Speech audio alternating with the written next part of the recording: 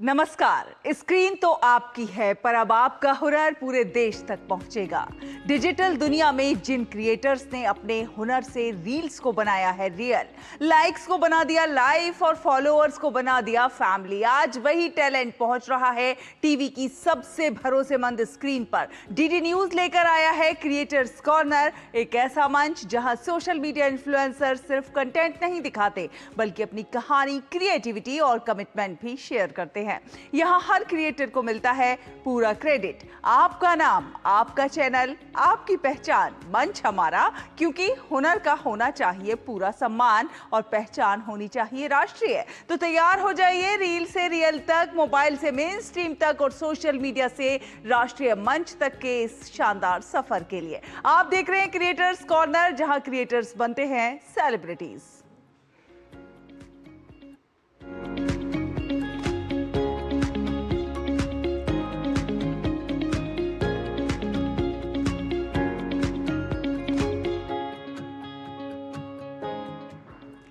भारत अब सिर्फ जमीन पर ही नहीं बल्कि समुद्र में भी अपनी ताकत तेजी से बढ़ा रहा है, और इसी सोच का सबसे बड़ा उदाहरण है ग्रेट निकोबार प्रोजेक्ट। ये सिर्फ एक इंफ्रास्ट्रक्चर प्रोजेक्ट नहीं है बल्कि भारत का फ्यूचर स्ट्रेटेजिक मास्टर प्लान माना जा रहा है। दरअसल अंडमान निकोबार द्वीप समूह दुनिया के सबसे अहम समुद्री रास्तों के बेहद करीब स्थित है, जहां से हर साल हजारों अंतर्राष्ट्रीय जहाज गुजरते हैं। और ऐसे में हिंद महासागर में चीन की बढ़ती मौजूदगी और पड़ोसी देशों में उसके बढ़ते इन्फ्लुएंस को देखते हुए भारत इस पूरे क्षेत्र में अपनी स्ट्रैटेजिक पकड़ और मजबूत करना चाहता है।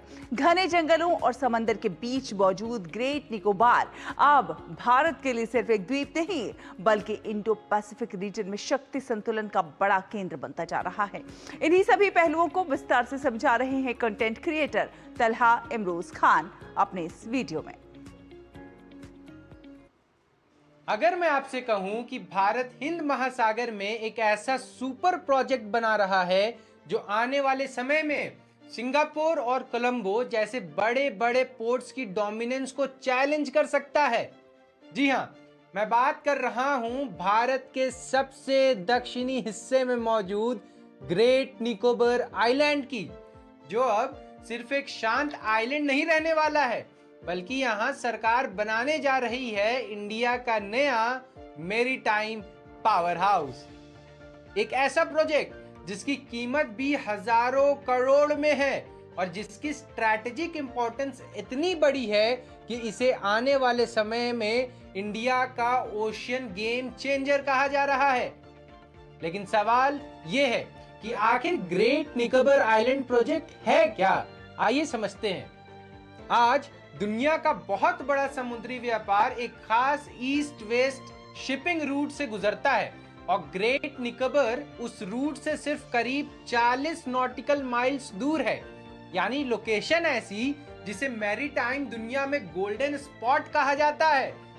प्रॉब्लम यह है कि इंडिया का बहुत सारा कार्गो आज भी ट्रांसशिपमेंट के लिए सिंगापुर, कोलंबो और पोर्ट क्लैंग जैसे फॉरेन पोर्ट्स पर डिपेंड करता है। मतलब सामान हमारा है, व्यापार भी हमारा है, लेकिन पैसा कोई और कमा रहा है। शायद इसी डिपेंडेंसी को खत्म करने की कोशिश हमारी सरकार कर रही है और यहाँ बनाने जा रही है एक massive international container transshipment terminal जिसकी कैपेसिटी 14.2 मिलियन TEU की होगी। यानी इतने बड़े लेवल का शिपमेंट ऑपरेशन कि आने वाले समय में ये पूरे हिंद महासागर रीजन का मेजर ट्रेड हब बनेगा। लेकिन ये प्रोजेक्ट सिर्फ पोर्ट तक सीमित नहीं रहने वाला है। यहाँ एक ग्रीनफील्ड इंटरनेशनल एयरपोर्ट भी बनाया जाएगा। ये शुरुआत में लगभग 10 लाख पैसेंजर हैंडल करेगा, जो फ्यूचर में 1 करोड़ एनुअल पैसेंजर्स तक पहुंचने की प्लानिंग की जा रही है। इसके अलावा नया टाउनशिप बनेगा, पावर प्लांट्स बनेंगे, गैस और सोलर इंफ्रास्ट्रक्चर भी बनाया जाएगा। यानी बेसिकली इंडिया यहाँ एक फ्यूचरिस्टिक आइलैंड सिटी डेवलप कर रहा है। अब सुनिए सबसे ज्यादा इंटरेस्टिंग पार्ट, ये प्रोजेक्ट सिर्फ एक इकोनॉमी का मामला नहीं है, इसका सीधा कनेक्शन नेशनल सिक्योरिटी से भी है, क्योंकि इंडियन ओशन रीजन में चाइना लगातार अपनी प्रेजेंस बढ़ा रहा है। पोर्ट्स, शिपिंग रूट्स और स्ट्रैटेजिक इन्फ्लुएंस के जरिए चाइना धीरे धीरे हर जगह अपनी शक्ति को मजबूत कर रहा है। ऐसे में ग्रेट निकोबार इंडिया के लिए सिर्फ एक आइलैंड नहीं बल्कि एक स्ट्रैटेजिक शील्ड बन सकता है। यानी यहां से ट्रेड भी मजबूत होगा और सर्विलेंस की मॉनिटरिंग भी की जाएगी। हालांकि सरकार का कहना है कि बड़ी मात्रा में ग्रीन जोन्स प्रिजर्व किए जाएंगे, कंपेंसेटरी एफोरेस्टेशन होगा और इकोलॉजिकल मॉनिटरिंग भी की जाएगी। अब बात ट्राइबल कम्युनिटीज की करते हैं। यहाँ शोम्पेन और निकोबारीज ट्राइब्स रहती है। सरकार का दावा है कि किसी ट्राइबल कम्युनिटी को रीलोकेट नहीं किया जाएगा। एक तरफ इकोनॉमी, ट्रेड, टूरिज्म और स्ट्रैटेजिक डोमिनेंस है, तो दूसरी तरफ इन्वायरमेंट, ट्राइबल आइडेंटिटी और बायोडाइवर्सिटी की समस्या है। लेकिन एक चीज साफ है, ग्रेट निकोबार अब सिर्फ एक आइलैंड नहीं रहने वाला है, बल्कि आने वाले दशक में इंडिया की मैरीटाइम एम्बिशन का सिंबल बनने जा रहा है।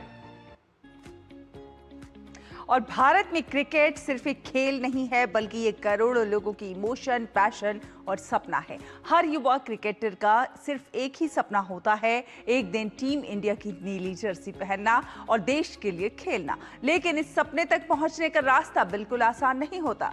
सुबह की प्रैक्टिस, घंटों की मेहनत, फिटनेस, डिसिप्लिन, प्रेशर, कंपटीशन और लगातार खुद को साबित करने की जंग। एक क्रिकेटर बनने के पीछे सिर्फ टैलेंट नहीं बल्कि डेडिकेशन और सही गाइडेंस भी बहुत जरूरी होता है। अगर आप भी क्रिकेटर बनना चाहते हैं या आपका सपना प्रोफेशनल क्रिकेट में करियर बनाने का है, तो कंटेंट क्रिएटर शुभम नेमा का ये पॉडकास्ट आपके लिए बेहद खास होने वाला है। तो स्वागत है आप सभी का एक बार फिर से फ्लोटिंग आइडियाज के एक और नए एपिसोड पर।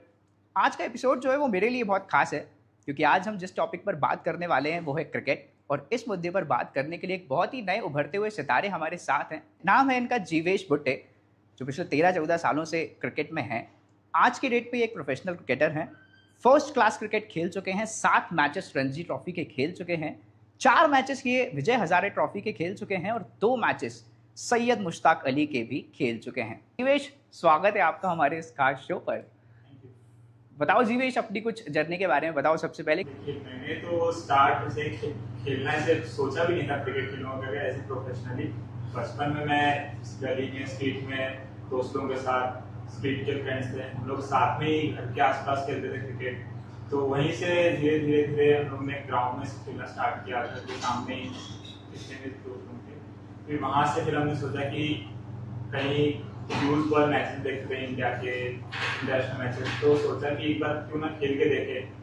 तो फिर वैसे फिर हमने स्टार्ट किया मैंने खेलना, कि एक कोचिंग में गए, वहाँ पे मैंने समर कैंप पहले अटेंड किया। वहाँ पहली बार मैंने यूथ बॉल देखा, पकड़ा, फिर वहाँ से खेलना स्टार्ट किया। तो फिर यहाँ से मेरी जर्नी स्टार्ट हुई। फिर मैंने यहाँ से स्टेट खेलना स्टार्ट किया, समर कैंप में गया, ज्वाइन हुआ। फिर वहाँ से फिर मैंने कोचेस से पूछा कि आगे कैसे खेलना है, क्या करना है, कैसे होगा सिलेक्शन वगैरह। तो फिर उन्होंने मुझे गाइड किया। फिर वैसे मैंने फिर रेगुलर प्रैक्टिस करना स्टार्ट किया। फिर धीरे धीरे करके फिर मैंने क्रिकेट के ट्रायल्स दिए, डिस्ट्रिक्ट मैचेस के लिए, डिस्ट्रिक्ट टीम के लिए मैंने क्रिकेट के ट्रायल दिए। फिर उसके बाद मेरा सिलेक्शन हुआ। फिर जब मुझे प्रॉपर मेरा जो पहला मैच था कि डिस्ट्रिक्ट मैचेस हुआ, फिर उसके बाद फिर मेरा सिलेक्शन कैंप और स्टेट कैंप के लिए सिलेक्शन हुआ। फिर वहाँ से मैंने वहाँ पे भी मैचेस होते थे, ऑब्वियसली सिलेक्शन मैचेस होते थे कि परफॉर्म करना है, विकेट्स लेना है, रन भी बनाना है। सिर्फ ये सब को देखते हुए फिर मेरा यहाँ से भी मैं क्रिकेट स्टार्ट किया। आपका क्या एक्सपीरियंस आता जब आपने फर्स्ट टाइम सीजन बॉल हाथ में ली थी? तो जैसा आपने बताया कि प्लास्टिक बॉल से आप क्रिकेट खेलते थे, तो मैंने भी प्लास्टिक बॉल से स्टार्ट किया। सीजन बॉल जब मैंने हाथ में लिया तो लगा कि पत्थर ही है, पत्थर ही लग जाएगा। तो उन्होंने फिर साथ में बताया कि इसको ऐसे पकड़ना है, ऐसे ग्रिप करना है, ऐसे बॉल फेंकना है, ऐसे फील्डिंग करना है। तो धीरे धीरे फिर मेरा एक्सपीरियंस रहा, धीरे धीरे मैंने खेला। बेसिकली आप बॉलिंग करते हैं, राइट? हाँ। तो अच्छा, क्रिकेट में ना इंडिया में तो मतलब जितना हमारे आसपास के, जितना मैंने अभी तक सीखा है या फिर देखा है, ऑब्जर्व किया है, शुरू से ना लोगों को बैट्समैन बनने के लिए फोकस ट्रेन किया जाता है कि यार, और सबके अंदर रहता है कि मैं बैटर बनूंगा, रन्स बनाऊंगा। बॉलर बनने का चस्का कहाँ से लगता है? बॉलर बनने का मेरा ऐसा था कि बैट्समैन लोग एक्चुअली मैं जब ट्रायल देने गया था तो काफी सारे बैट्समैन लोग थे, तो मतलब बारी आने में बहुत टाइम लगा। मैं सोचा कि पहले बॉलिंग कर लूँ, मैं मतलब दोनों करता था, बैटिंग बॉलिंग। तो मैं सोचा कि पहले बॉलिंग ही कर लूँ, तो मैं पहले बॉलिंग के भी बॉलर कम थे तो मैंने बॉलिंग में ही ट्रायल दिया था। तो वहां से मुझे मतलब बैटिंग से ज्यादा बॉलिंग में कॉन्फिडेंस आया, तो मैं सोचा कि बॉलिंग में ही आगे करता हूँ। तो फिर वहां से मैंने बॉलिंग का देखा कि क्या करते हो आप बॉलिंग में? Spin, pace? Off spinner. Off spinner. And अगर मैं आपके आइडल की बात करूं तो वो कौन है? मेरा आइडल रविचंद्रन अश्विन। अभी रिटायरमेंट हुआ है। अभी रिटायरमेंट हुआ उनका। अच्छा, अभी तक का आपका खेलने का जो एक्सपीरियंस रहा है वो कैसा रहा है? ऑफ कोर्स मैं बात कर रहा हूँ इंटरनेशनल तो नहीं, डोमेस्टिक सर्किट में जब आप खेले हैं, फॉर एग्जांपल रणजी मैचेस खेले हैं, क्योंकि मेरे ख्याल से वो एक बहुत बड़ा प्लेटफॉर्म होता है, एक लॉन्च पैड होता है आज के समय पे नेशनल्स खेलने के लिए, इंटरनेशनल्स खेलने के लिए। कैसा एक्सपीरियंस रहता है वो? रणजी ट्रॉफी में मेरा मैच था, तो मेरा सिलेक्शन हुआ, तो बहुत मैं थोड़ा नर्वस भी था और थोड़ा मिक्स्ड फीलिंग थी। खुशी भी हूँ और नर्वसनेस भी है कि पहला रणजी ट्रॉफी है, यहाँ से मेरा पहला करियर का स्टार्टिंग पॉइंट है, तो थोड़ा नर्वस भी था। जब तक मैंने बॉल नहीं डाली, 1-2 ओवर नहीं खेला, जब तक फिर थोड़ा तब तक नर्वस ही था। जैसे ही फिर मैंने बॉलिंग वगैरह की तो फिर थोड़ा रिलैक्स हो गया कि नहीं, ये नॉर्मल मैचेस जैसे ही है, बस इसका नाम इतना बड़ा इसका प्रेशर है। तो फिर धीरे धीरे प्रेशर हैंडल किया, तो फिर जितना नॉर्मल हो गया उतना अच्छा रहेगा मैचेस। ओके, हम देखते हैं जब इंटरनेशनल लेवल पे बहुत सारे प्लेयर्स जब इंजरी के बाद कमबैक करना होता है या फिर एक सेटबैक से गुजरते हैं, खराब फॉर्म होता है, तो they also play a lot of Ranji cricket. आपने किसी इंटरनेशनल क्रिकेटर के साथ कोई एक्सपीरियंस रहा है खेलने का? मैंने विजय शंकर के साथ रणजी ट्रॉफी मैच खेला है, नीतीश राणा के साथ भी खेला है। नीतीश राणा को मैंने आउट भी किया है। अरे वाह। तो वहाँ से मतलब ऐसा है कि मेन इंडिया को खेलने के लिए बहुत इंपॉर्टेंट है कि आप रणजी ट्रॉफी खेलो। मैंने जब बड़े क्रिकेटर्स की बात करी, इंटरनेशनल प्लेयर्स की, तो जब ये टीम में होते हैं या फिर ऑपोजिशन में होते हैं, कितना फ़र्क पड़ता है, कितना हमको उनसे सीखने को मिलता है और कैसा माहौल होता है? इसलिए मतलब जब इंटरनेशनल प्लेयर जब सामने रहते हैं तो थोड़ा तो नर्वसनेस रहता है कि कैसे क्या करना है, क्योंकि स्किल वाइज कोई फर्क नहीं आता, 19-20 का ही फर्क है, बस उनके माइंडसेट का ही फर्क होता है। जब उन लोग के कॉन्फिडेंस और अपने में कॉन्फिडेंस जितने कॉन्फिडेंट है उसमें बस फर्क रहता है। करते हैं आईपीएल मेरे ख्याल से पिछले 18 साल में एक ऐसा बेंचमार्क बन चुका है जहाँ से नए टैलेंट्स जो हैं वो स्काउट किए जाते हैं, एंड उसी की तर्ज पर हम देख रहे हैं कि बहुत सारे स्टेट्स भी अपने अपने लेवल पर चैंपियनशिप्स करा रहे हैं। फॉर एग्जांपल आप भी मेरे ख्याल से कोई एक लीग में खेले हुए हैं, राइट? उसके बारे में कुछ बताइए। मैंने अभी सीसीपीएल खेला है। सीसीपीएल लास्ट 2 ईयर से हो रहा है। क्या होता है सीसीपीएल? सीसीपीएल होता है छत्तीसगढ़ क्रिकेट प्रीमियर लीग। जैसे अच्छा। आईपीएल होता है इंडियन प्रीमियर लीग, वैसे हर स्टेट का एक अलग प्रीमियर लीग होता है, T20 लीग होता है। तो वैसे ही मैंने भी अभी खेला, मैं भी 2 साल से खेल रहा हूँ। मैं 2 साल से मैं राजनांदगांव पैंथर्स टीम मेरी उसमें ही खेलता हूँ। तो हम लोग अभी दिस ईयर हम लोग ज्वाइन विनर थे। ओके। फाइनल तो हुआ नहीं, बारिश गिर गया इस कारण, तो हम लोग को ज्वाइन विनर वो हुआ, तो हम लोग वहीं से स्टार्ट हुए। जीवेश, आप क्रिकेट के तीनों फॉर्मेट्स खेल चुके हैं, रणजी ट्रॉफी, 50 ओवर फॉर्मेट और T20। आपको सबसे ज़्यादा किस चीज़ में मज़ा आता है? मुझे मजा तो सबसे ज्यादा और टेस्ट T20 क्रिकेट खेलने में आता है, लेकिन टेस्ट क्रिकेट खेलने का अलग ही मजा है। जो पहले से जो खेलते आ रहे हैं, टेस्ट क्रिकेट खेलने का असली क्रिकेट वहीं से होता है। प्रेशर, सिचुएशन, क्योंकि हर टाइम, हर थोड़ी देर में, हर सेशन में सिचुएशन चेंज होती रहती है। उसको कैसे हैंडल करना है, कितना प्लानिंग करना है, कितना प्लॉट करना है, वो सब खेलने का अलग। वो T20 और वनडे बहुत फास्ट गेम है। T20 तो बहुत फास्ट गेम है, मतलब उसमें क्योंकि समझते तक सब गेम इधर खत्म हो जाता है। तो उसमें मजा अगर खेलना है आपको तो हाँ। T20 खेलने का मतलब वो है कि फन गेम है वो एकदम। हाँ। लेकिन अब जहाँ प्रोफेशनली अलग क्रिकेट का मतलब वो प्रेशर हैंडल करना है, कैसे हैंडल करना है, वो सब सीखना है, तो फिर टेस्ट क्रिकेट खेलना। मुझे इस इंसिडेंट से एक विराट कोहली का एक स्टेटमेंट याद आता है, क्योंकि वो भी मेरे ख्याल से टेस्ट क्रिकेट को वर्शिप करते हैं। उन्होंने कहा था कि यार T20 तो ऐसा गेम है कि 3-4 घंटे खेलने के बाद आप मतलब ख़त्म हो जाता है, आप घर चले जाते हो और रात में सो जाते हो, वो ख़त्म हो गया है। टेस्ट क्रिकेट 4-5 दिन तक चल रहा है, 5 दिन तक इंटरनेशनल। तो आप अगर आज ख़राब खेल रहे हो, आप घर जा रहे हो, आपको कल वापस आके परफॉर्म करना है, रिजल्ट आया नहीं है, तो वो बहुत एक डिफरेंट मेंटालिटी हो जाती है उस गेम को खेलने की। आपका क्या एक्सपीरियंस है? हाँ, अगर ऐसा है तो फिर जब अगर अगर हमारा दिन अगर मेरा दिन अगर पहले अच्छा रहा तो रात को नींद अच्छी आती है कि अच्छा है आज के दिन तो खत्म हुआ, कल और ऐसी इसी इसी लाइन में जाना है और इसी ट्रैक पे रहना है और ऐसे ही चलते रहना है तो ठीक है। लेकिन जहाँ अगर गेम खराब हुआ, दिन खराब हुआ, तो फिर रात की नींद तो उड़ ही जाती है कि अब यहाँ खराब हुआ तो कल अच्छा करना है। प्रेशर में वैसे ही डाउन होना है तो यहाँ से उनको लिफ्ट करना है अपने आप को और कल का गेम फेस करना है, तो रात को नींद तो थोड़ी उड़ जाती है। ऑलराइट, कॉन्ग्रेचुलेशन हमारी तरफ से। सबसे पहले बेस्ट विशेस आपको आगे के लिए। हम सबकी उम्मीद है कि बहुत जल्दी आप एक इंटरनेशनल स्टेज पर हमें दिखाई दें, ब्लू जर्सी में दिखाई दें। तो आपने देखा ये पॉडकास्ट। इसी के साथ क्रिएटर्स कॉर्नर में यहाँ वक्त एक छोटे से ब्रेक का है। ब्रेक के उस पार वापस आएंगे तो अभी कुछ और रील्स से आपको रूबरू कराएंगे। खाने में मेरी क्वीन के लिए क्या है? किंग मटर पनीर, किंग बैगन भरता, king veg pulao, king palak paneer kofta. ये सब किंग क्यों? क्योंकि ये सब बना है MDH किचन किंग से का बॉस। MDH किचन किंग, असली किचन किंग। MDH। ओह लवली, वेल डन। अब होगा बड़ा स्टूडियो, नया कैमरा, नई लाइट्स। लगे हाथ नई कार भी ले लो उसी लोन से। नो, लोन लिए गए काम में ही लगाओ, समय से EMI चुकाओ, क्रेडिट स्कोर बढ़ाओ और अगला लोन आसानी से पाओ। कार नहीं तो मेरी फोटो तो ले लो। आप कौन? RBI कहता है वित्तीय समझदारी समृद्ध नारी। जब धरती चीर कर निकलता है लोहे का पत्थर और मिलता है मोंगिया के जोश से, फिर तपता है, पिघलता है और बनता है फौलाद। अब होता है सरिया सारी खूबियों के साथ। मोंगिया स्टील, मजबूत देश का मजबूत सरिया। मास्टर जी नमस्ते। 2 ड्रेसेस बनानी है, ठीक है? ऐसा कुछ, एक में पॉप स्लीव्स रखना है डोरी के साथ और दूसरी में ना सलवार पे मस्त साइड प्लीट्स कर देना। शर्ट को एकदम शॉर्ट लेंथ रखना क्रॉस प्रिंटेक्स के साथ और दुपट्टे पे ना स्कैलप्स से मस्त सी फैंसी लेस कर देना। लेकिन मास्टर जी 4 दिन में पार्टी है, बन जाएगी ना पक्का? हो जाएगा। कैसे? Just looking like a wow. Fashion changes हमेशा, उषा हमेशा।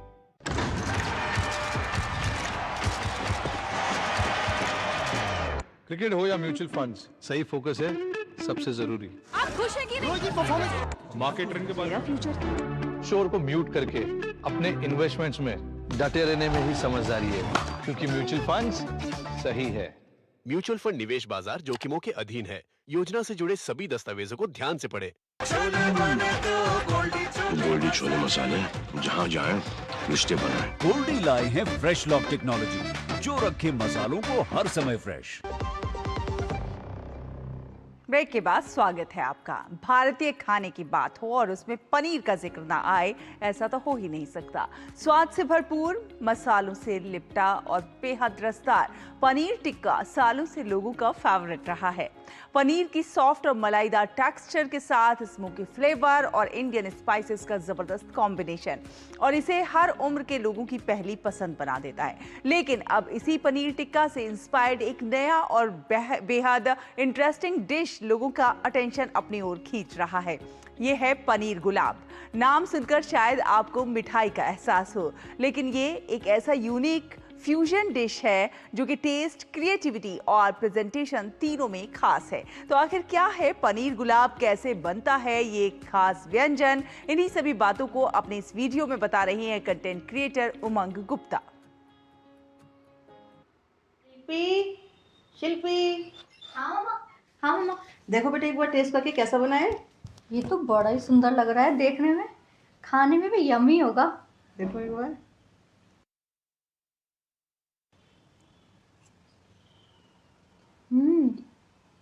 इसका बहुत ही यूनिक सा टेस्ट है। कैसे बनाया? चलो बताती हूँ। आज मैंने बनाई है पनीर गुलाब, जो कि एक पनीर टिक्का से इंस्पायर्ड डिश है। पनीर टिक्का को थोड़ा इनोवेट करके मैंने एक नई रेसिपी बनाने की कोशिश की है। तो सबसे पहले हम पनीर लेंगे। पनीर को हमें पतले पतले स्लाइस काट लेने हैं और उसको किसी राउंड कटर से या किसी कटोरी से हम काट सकते हैं। इसको हमें 5 से 6 मिनट तक स्टीम करना है। स्टीम करने से क्या होगा कि हमारे जो पनीर की स्लाइसेस हैं वो बहुत ही सॉफ्ट हो जाएंगे। आप चाहो तो इसे 2 से 3 मिनट के लिए माइक्रोवेव भी कर सकते हो। अब बारी आती है पनीर को मैरिनेट करने की। मैरिनेट करने के लिए थोड़ा सा हमें हंग कर लेना है। उसमें मैंने डाला है नमक, चाट मसाला, थोड़ा लाल मिर्ची पाउडर, कसूरी मेथी, कश्मीरी लाल मिर्च, थोड़ा सा अदरक लहसुन का पेस्ट और 1 चम्मच सरसों का तेल और आधा नींबू का रस। इन सभी चीज़ों को अच्छे से मिक्स करना है और बस झटपट हमारा मैरिनेशन हो गया एकदम रेडी। मैरिनेशन को अभी साइड पे रखते हैं और अपने पनीर स्लाइसेस को लेते हैं। एक एक पनीर स्लाइस पर हमें मैरिनेशन लगाते जाना है और जैसे कि आप वीडियो में देख रहे हैं उस तरीके से हमें 5 स्लाइस एक के ऊपर एक रखते चले जाना है। अब हम इसको रोल करेंगे। रोल करने के लिए हमें बिल्कुल टाइटली इसको पैक करते हुए रोल करना है और टूथपिक्स की हेल्प से इसको सील कर देना है। 2 टूथपिक मैंने एक साइड में लगाई हैं और 2 टूथपिक मैंने रिवर्स साइड में लगाई है। इससे क्या होगा कि जब हम इसको सेकेंगे तो ये खुलेगा नहीं और अच्छे से सेट भी हो जाएगा। अब जो थोड़ा सा मैरिनेशन हमारा बचा हुआ है वो चारों तरफ लगा देंगे। इससे हमारा टिक्का बहुत ही फ्लेवरफुल बनने वाला है। अब पनीर को हमें 30 मिनट के लिए रेस्ट पर रखना है। आज मैं इसको एयर फ्रायर में बना रही हूँ। आप चाहें तो इसको माइक्रोवेव में बना सकते हैं या फिर ओवन में भी बना सकते हैं। अब हमें टिक्का रखने के लिए एक बेस तैयार करना है। बेस के लिए मैंने आधा कप मैदा लिया है और थोड़ा सा धनिया, पुदीना और हरी मिर्ची का पेस्ट बनाया है। 1 चम्मच ऑयल डाल के ये सारा पेस्ट डाल के इसका एक डो रेडी करना है। बहुत ही सॉफ्ट सा डो बनाया है मैंने। अब एक पोर्शन लेकर के हम इसको एक चपाती की तरह बेलेंगे और किसी भी कटर की हेल्प से आप इसको काट सकते हो। किसी भी शेप में हम इसको काट सकते हैं। ये जो हमने बेस तैयार किए हैं इसको हमें पराठे की तरह तवे पर सेकना है, थोड़ा थोड़ा घी लगा के।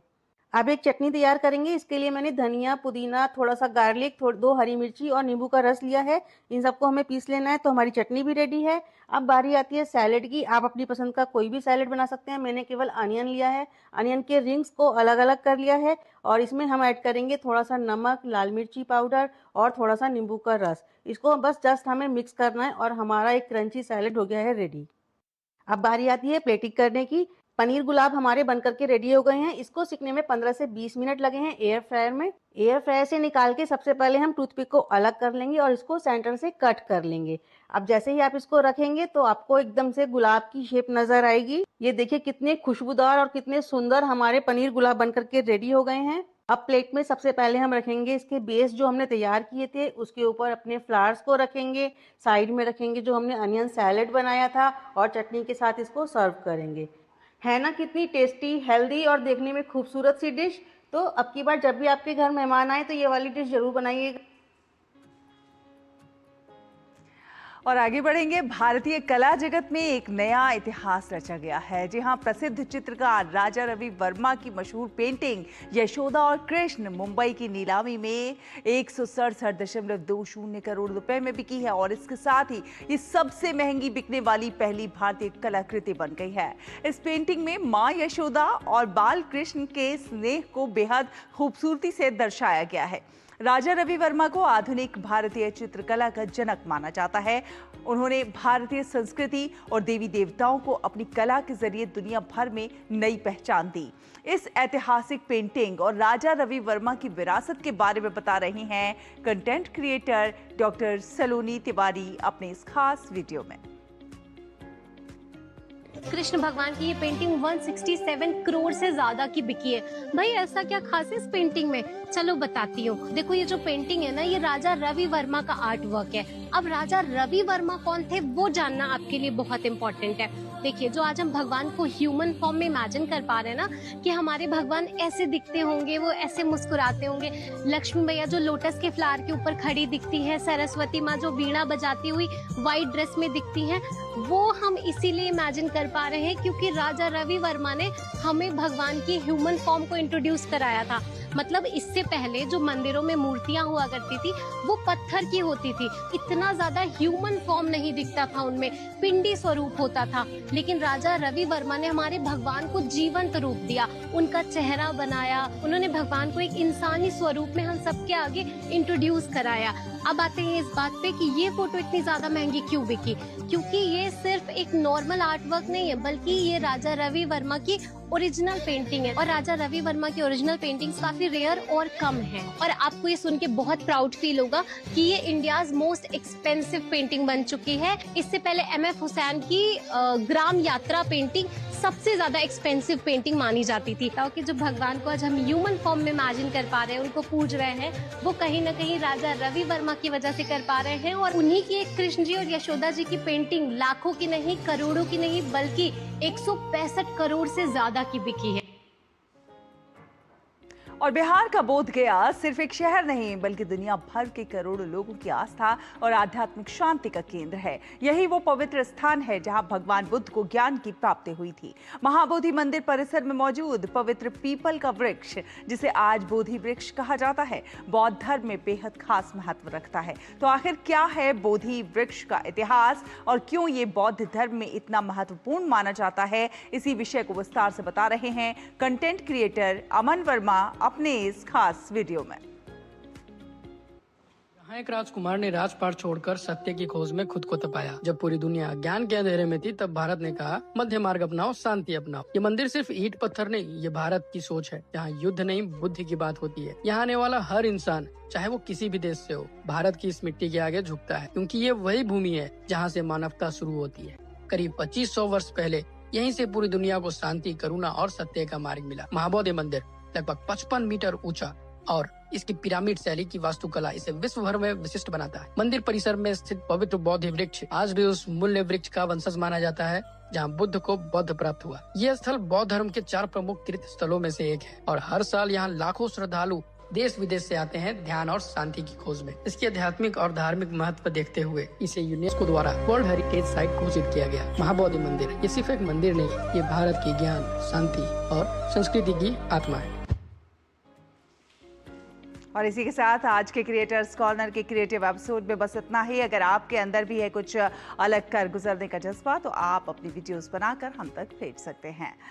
और अपना कंटेंट आप ddnews.creatorscorner@gmail.com पर भेज सकते हैं, या फिर आप हमें व्हाट्सएप भी कर सकते हैं, क्योंकि क्रिएटर्स कॉर्नर में हर क्रिएटर की कहानी मायने रखती है और हर आवाज़ को मिलता है पूरा सम्मान, पूरा क्रेडिट। अगले एपिसोड में फिर मिलेंगे नई सोच, नए चेहरों और नई क्रिएटिव उड़ान के साथ।